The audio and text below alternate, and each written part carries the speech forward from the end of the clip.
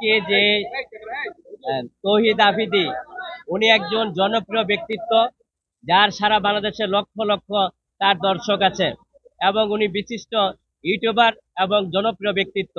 আজকে ওনাকে যাত্রাবাড়ি থানার একটা মামলায় গ্রেপ্তার করে 7 দিন রিমান্ড চাওয়া হয়েছে।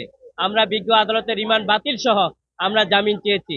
আমরা বিজ্ঞ আদালতে বলেছি যে তৌহিদ আফ্রিদি একজন মিডিয়া ব্যক্তিত্ব এবং শারীরিকভাবে সে অসুস্থ, সে লিভার এবং ক্যান্সারে আক্রান্ত হয়েছে।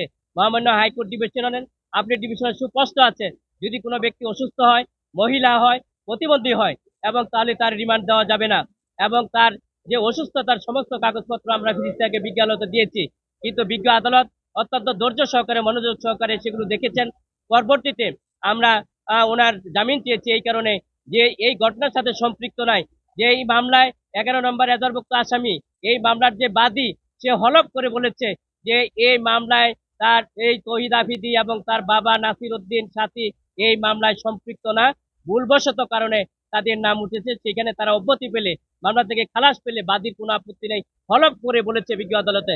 দেখেন, বাদী যেহেতু মামলায়, সে হলফ যে কোনো মুহূর্তে করতে পারে এবং বিজ্ঞ আদালতে সেটা দিতে পারে, তার আইনগত ক্ষমতা আছে, এবং সেই জন্যই সে হলফ করে বিজ্ঞ আদালতে স্টেটমেন্ট দিয়েছেন যে আজকে যে মাই টিভির চেয়ারম্যান নাসির উদ্দিন সাথী এবং তার ছেলে তৌহিদ আফ্রিদি এই ঘটনার সাথে সম্পৃক্ত না, কোনো না কোনো কারণে ভুলবশত এই মামলায় তারা সম্পৃক্ত হয়েছেন। তার পরবর্তীতে এই মামলা টিকতেই পারে না, কিন্তু আমরা বিজ্ঞ আদালতে সেই সাবমিশন করে বলেছি।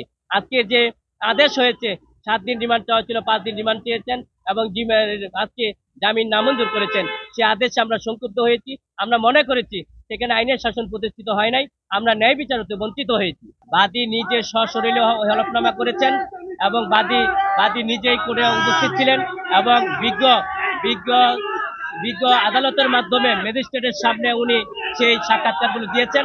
সুতরাং এই যে অভিযোগটা, এই অভিযোগটা সম্পূর্ণ ভিত্তিহীন এবং উদ্দেশ্য প্রণোদিতভাবে করা হয়েছে। সম্পূর্ণভাবে বাদী স্বেচ্ছায় এই বক্তব্যগুলো দিয়েছেন, হলফনামা দিয়েছেন এবং তার স্টেটমেন্টগুলো দিয়েছেন বিজ্ঞ আদালতে।